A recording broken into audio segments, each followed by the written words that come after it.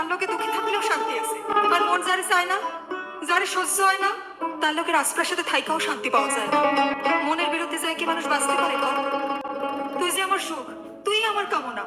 Hello guys, চলে আসলাম নতুন বাংলা নাটকের রিভিউ নিয়ে। বর্তমানে নাটকটি ইউটিউব, ফেসবুক, টিকটকে অনেক ভাইরাল। নাটকটিতে অভিনয় করেছে ফরহাদ হোসেন এবং সানজিদা, যা আপনারা ভিডিওর শুরুতে দেখেছেন। নাটকটির নাম জীবন বাটা।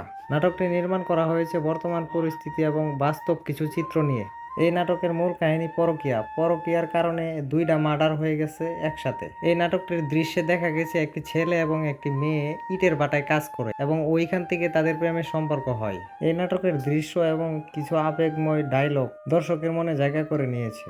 এই নাটকে দেখা গেছে যে একটা বয়স্ক লোকের সাথে নায়িকার বিয়ে হয়ে যাওয়ার কারণে তাদের সংসারে অশান্তি লেগেই থাকে। দেখা গেছে যে প্রায় সময় তাদের দুজনের মধ্যে ঝগড়া হয়, এগুলো নিয়ে মারামারি পর্যন্ত হয়ে গেছে। কিন্তু নায়ক আর নায়িকার স্বপ্ন তারা অনেক দূরে পালিয়ে যাবে।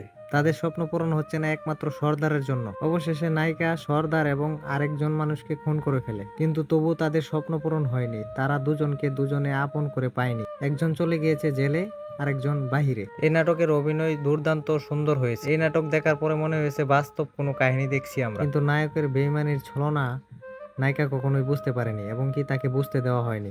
এই সিনটা দেখে দর্শক অনেক আবেগে আপ্লুত হয়ে গেছে এবং কি নাটকটা অনেক জনপ্রিয় হয়ে গেছে শুধু নায়িকার দুটা খুন করার কারণে এবং নায়কের বেইমানি করার কারণে।